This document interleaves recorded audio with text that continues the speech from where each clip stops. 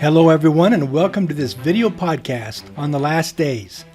My name is David, and the title of this episode is The World is Not Going to Come to an End Anytime Soon, with a subtitle of Children, Grandchildren, and Great-Grandchildren. This is episode 15.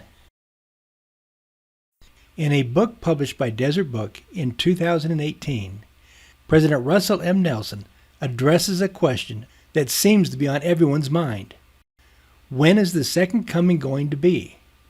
He presents his answer this way, and I quote, "People often ask the apostles, when is the second coming going to be? I've got the answer. I don't know. It won't be today or tomorrow because there is much work that needs to be done before that can come. All I know for sure is that we are a day closer today than we were yesterday." Unquote.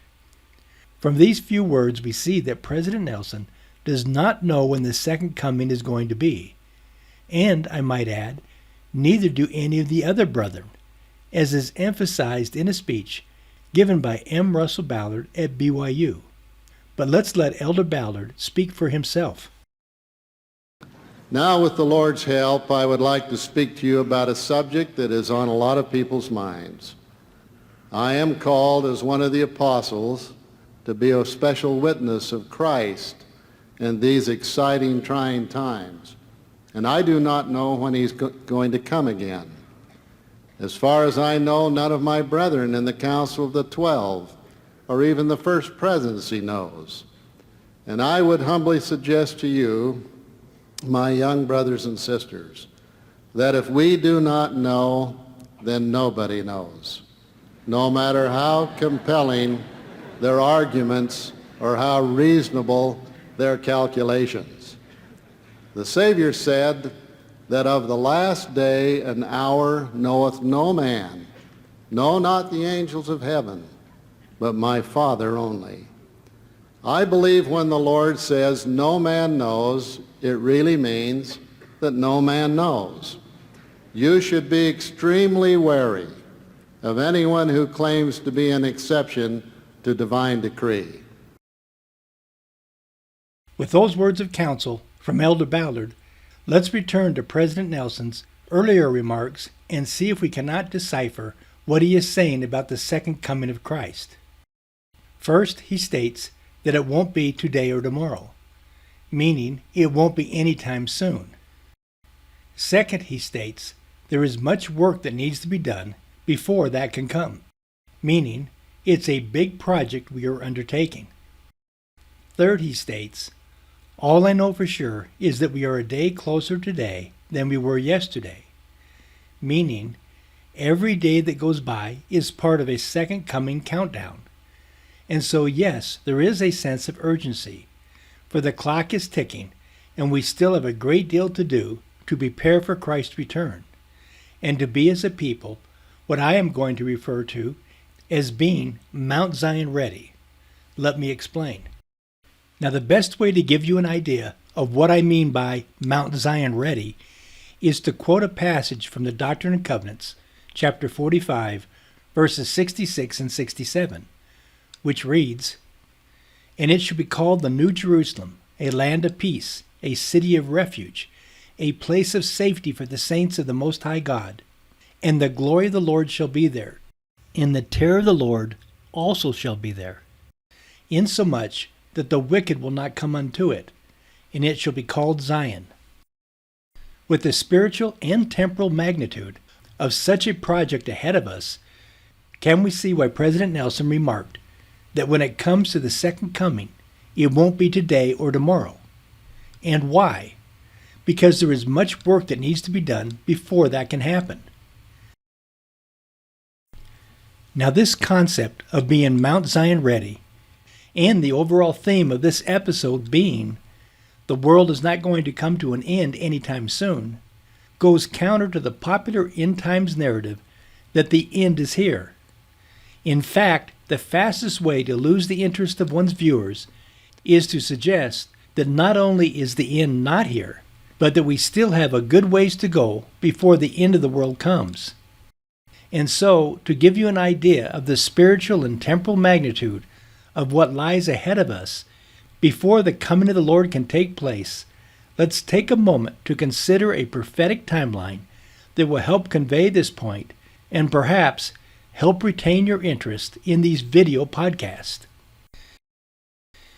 Now, to help prove the point that the world is not going to come to an end anytime soon, let us remind ourselves of the three major cleansing and redemption projects that we are leading up to, but which have still to take place sometime in the near future.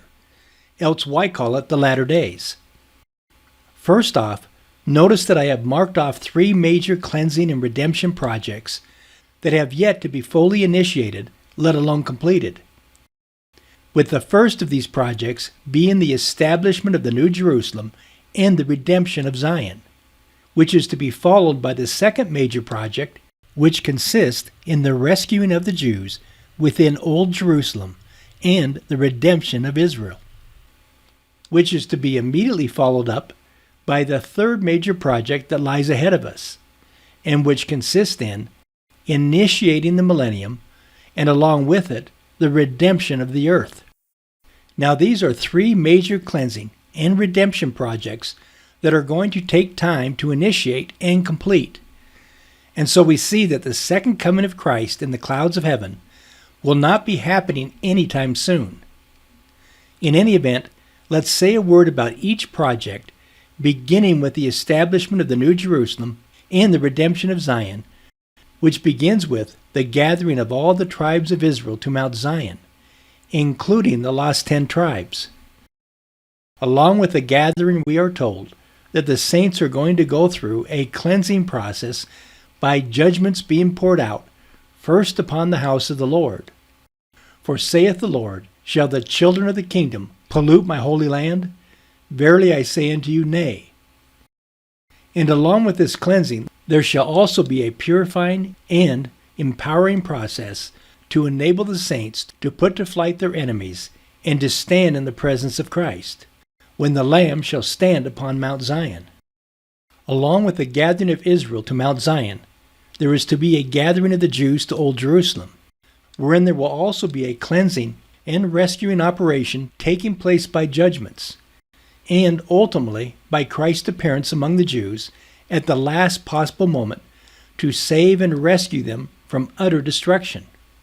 And his feet, we are told, shall stand in that day upon the Mount of Olives, and there shall be a great earthquake, and so forth. But this is not all, for as the saints are gathering to Zion, and the Jews are gathering to Old Jerusalem, we will see that the wicked are being gathered to one place as well, to do battle with the Lord's servants. And the wicked are to be destroyed by a series of final judgments of God, culminating in the appearance of Christ to the world. For I shall come in a cloud with power and great glory. This appearance, of course, initiates the 1,000-year millennium, wherein the earth receives its paradisical glory. And it is during this future millennial period that we see the fulfillment of the Scriptures, wherein the prophet Isaiah declares that out of Zion shall go forth the law, and the word of the Lord from Jerusalem. And all of this is to take place during Christ's millennial reign, wherein, according to the Apostle John, the righteous martyrs are to live and reign with Christ 1,000 years. Now, with these three major cleansing and redemption projects ahead of us, can you not see why the prophet said that Christ will not be coming today or tomorrow, because there is much work to be done before he can come in all his glory? In any event, Project 1, the gathering of Israel, the establishment of the New Jerusalem, and the redemption of Zion should be our primary concern. And this is what I mean when I talk about the saints being Mount Zion ready. Now it is this understanding of all the work yet to be done, along with the false and disruptive notion that the end is here, that I believe led Elder Boyd K. Packer to counsel the youth in our day in these words, and I quote, "It is a marvelous time to be alive. The world is not going to come to an end anytime soon. You are going to have time to stand, as I stand now, talking about your children and your grandchildren and your great-grandchildren." Unquote. In other words, President Packard was trying to counsel the youth in our day to think long-term, to think generational, at least when it comes to preparing the saints for the coming of the Lord to Mount Zion, rather than to be anxiety-ridden with thoughts that the end is here and that time has run out on any hopes of a long-term future with children, grandchildren, and great-grandchildren. And so it is this concern arising among the youth over these end-time scenarios putting an end to a future of any kind that brings me to introduce 3 views about the end times that I think are well worth reviewing. Here then are 3 views about the end times I would like everyone to consider. First, we have the end is here, with a gut response of finally, as in rapture ready, with an attitude of take me now. This is a typical evangelical mindset towards the end times that most Latter-day Saints are unfamiliar with, but which is growing in popularity throughout Christendom. Secondly, we have the end is here with a gut response of yikes, as in prepper ready, with an attitude of bring it on. This is a typical survivalist mindset towards the end times that many Latter-day Saints are not only familiar with, but are actively participating in. Thirdly, we have the end is here with a pushback of not so, as in what I have already referred to as Mount Zion ready, with a think generational attitude. Now this is a 2 or 3 generational mindset towards the end times that most Latter-day Saints are not familiar with, but I wish they were. For the Lord himself has made it clear that when we see all these signs of the times being fulfilled, we should not be troubled or thinking in terms of yikes, the end is here. For it is not here. For as President Boyd K. Packard put it, the world is not going to come to an end anytime soon. In any event, what we have here with this rapture-ready, take-me-now attitude is a skip-town mentality. While with the prepper-ready, bring-it-on attitude, what we have is a hunker-down mentality, both of which stand in contrast to the Mount Zion-ready, think generational attitude, with a build-up Zion mentality that is focused on the job at hand of gathering Israel, preparing the way for the redemption of Zion, and establishing the New Jerusalem in preparation for Christ's appearance among the saints. And so I look upon these first 2 views or mindsets pertaining to the end times as serious distractions from what we Latter-day Saints should be focused on, particularly among the prepper-ready and hunker-down mentality who appear to thrive upon these the end is here scenarios, along with the various countdowns to the latest target dates and doomsday predictions, which are everywhere to be found upon the internet. To illustrate my point, let us go back just a few years and take a look at a news report about Mormon preppers and this the end is here scenario that was playing out in September of 2015. Here we have an online Daily Mail news report dated back in September of 2015, so nearly 7 years ago, which had a headline which read, "This is the month it will all happen. Some Mormons are cleaning out Utah stores in preparation for a September doomsday." Then it has 2 bullet points which read, "Stores are reporting that Utah Mormons are stocking up on freeze-dried foods and emergency kits. Biblical predictions, the Hebrew calendar, a bad stock market, and a blood moon will all combine to bring on end of times this month, say Mormons."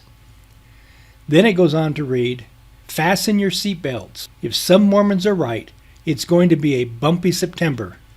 A perfect storm of Bible prophecies, the Hebrew calendar, The stock market jitters, a blood moon, and an author who claims to have had a near-death experience are all convincing plenty of Utah Mormons that the end is near, reports the Salt Lake Tribune.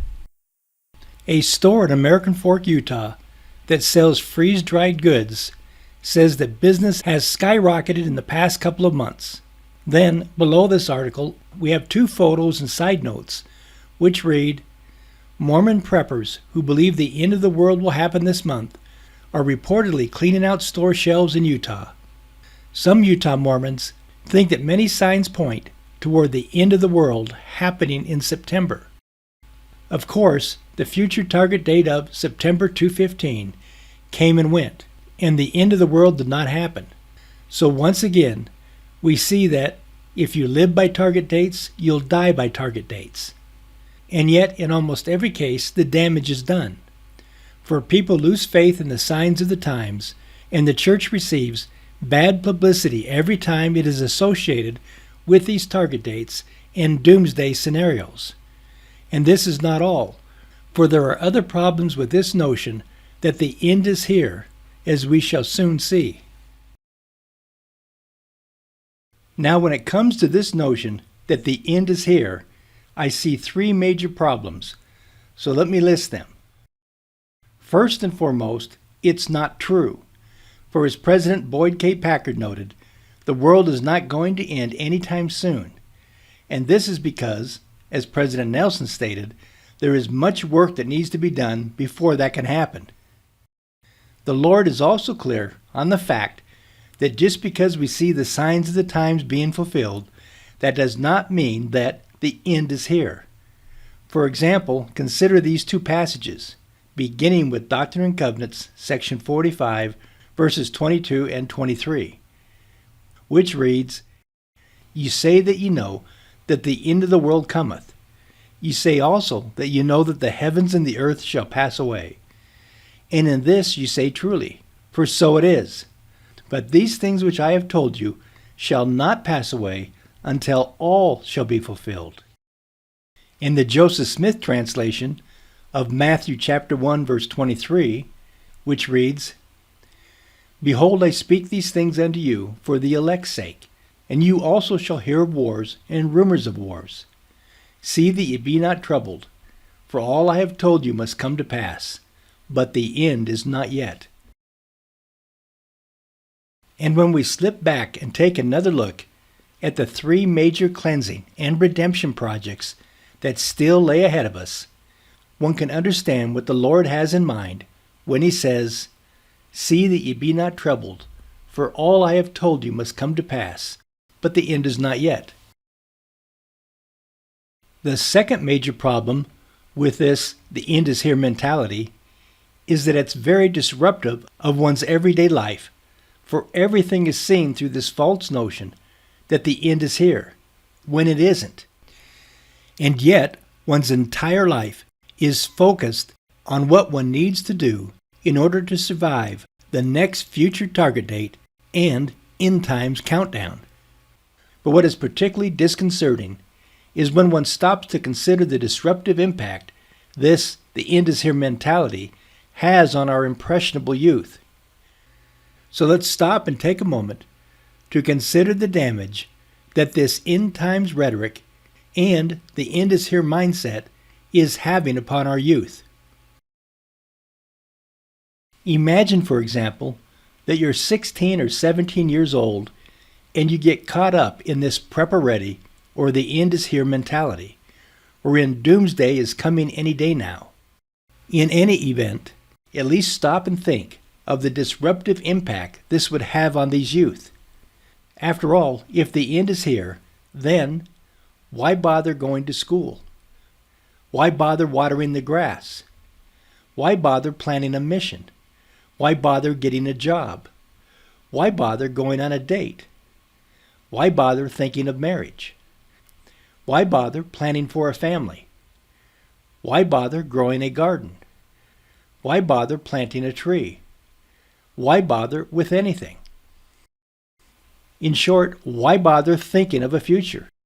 If there isn't going to be one, at least not the one that one was expecting or planning for. The third major problem with this "the end is here" mentality is that it's a huge distraction from what we Latter-day Saints should be focused on. That is, in building up Zion by gathering Israel and preparing the way for the redemption of Zion.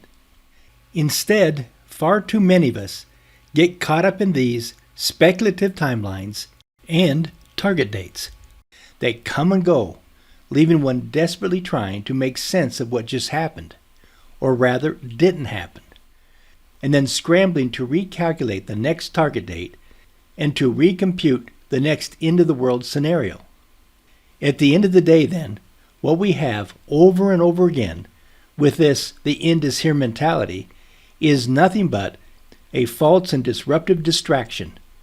And we are beginning to see church leaders pushing back on this "the world is going to end any day now" mentality, particularly as it pertains to our youth. For example, I already mentioned President Boyd K. Packard pushing back by declaring to the youth that the world is not going to end anytime soon. But let's go back to the October 2011 General Conference, wherein he gave a talk entitled "Counsel to Youth," wherein he responded to this false and disruptive notion that the end is here by firing back, "Not so," and in these words, and I quote, "Sometimes you might be tempted to think as I did from time to time in my youth. The way things are going, the world's going to be over with. The end of the world is going to come before I get to where I should be. Not so. You can look forward to doing it right, getting married, having a family, seeing your children and grandchildren, maybe even great-grandchildren."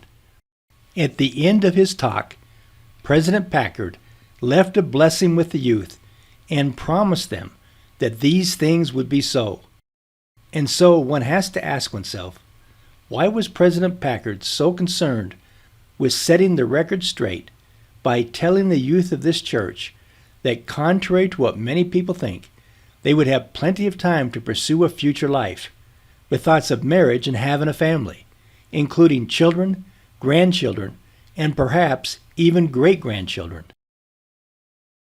Now, if President Packard felt it important enough to counsel the youth of this church that the world is not going to end anytime soon, and that they would have plenty of time ahead of them to have children, grandchildren, and perhaps even great-grandchildren, then this counsel to think generational in terms of looking to the future and thinking ahead 2 or even 3 generations, then should we adults not take this counsel seriously as well by sharing this generational mindset with our youth whenever possible?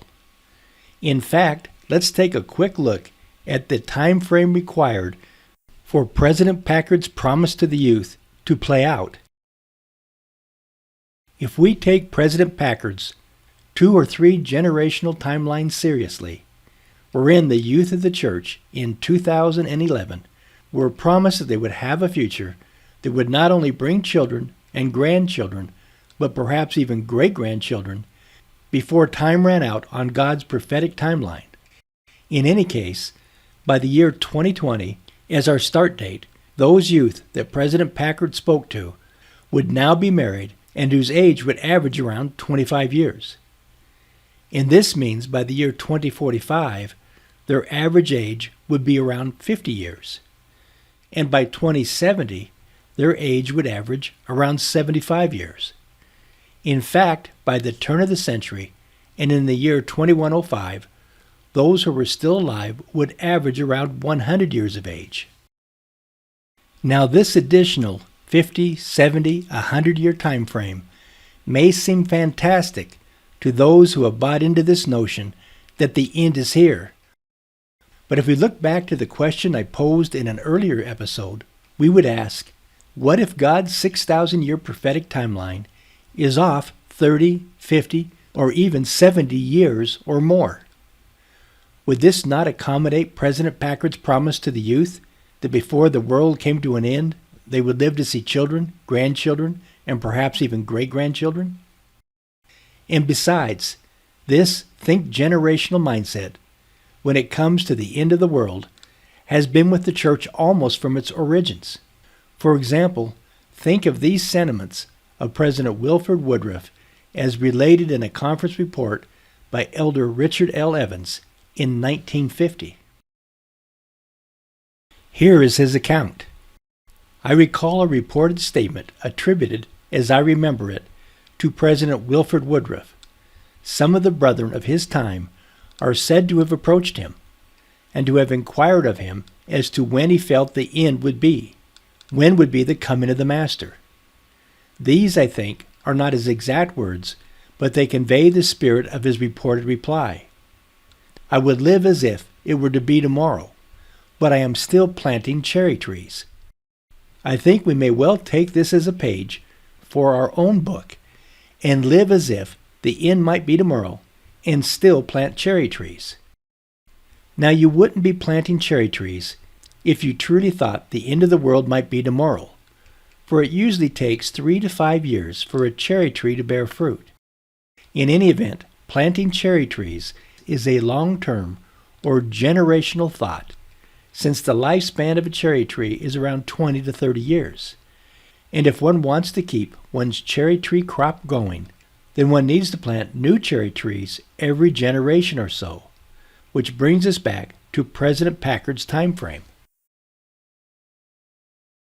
Instead of adopting this "the end is here" mentality, which has proven itself to be a false and disruptive distraction from what we ought to be focused on, that is, being Mount Zion ready, then we must begin by setting aside this short-term, end-of-the-world mindset and think generational.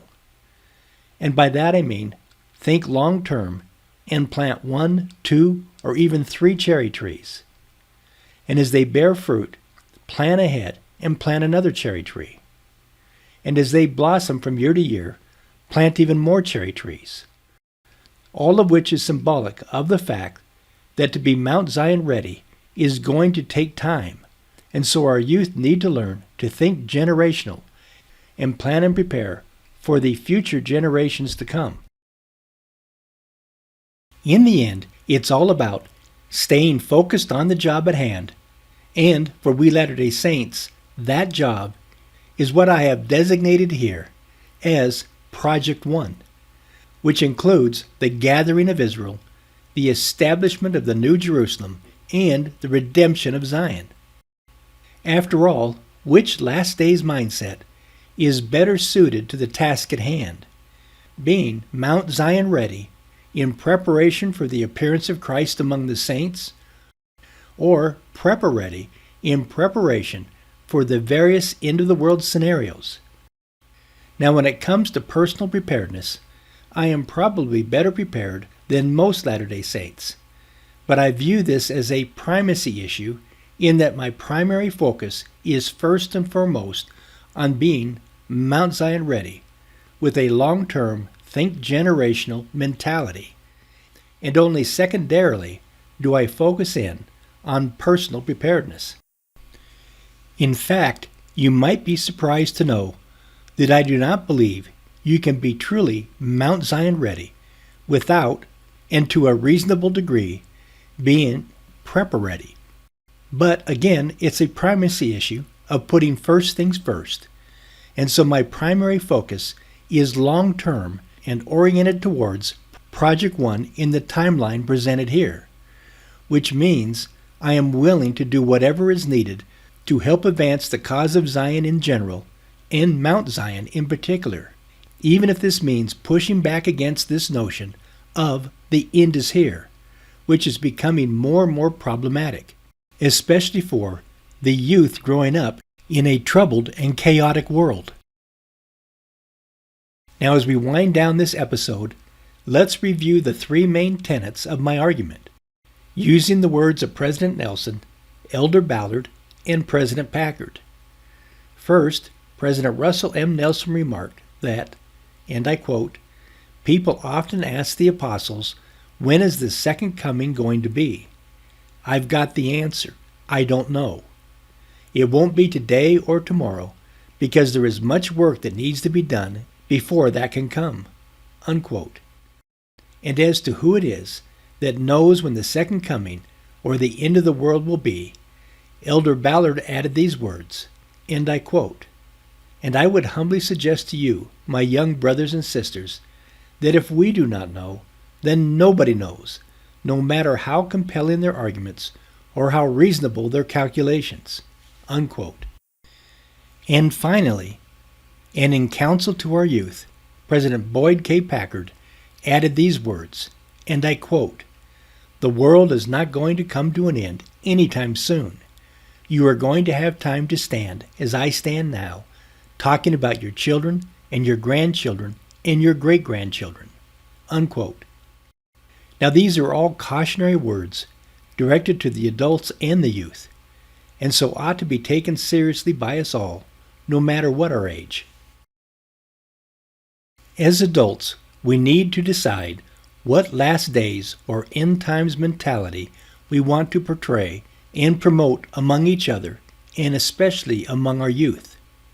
Think seriously about this, for this false and disruptive distraction or notion that the end is here is damaging to both young and old alike.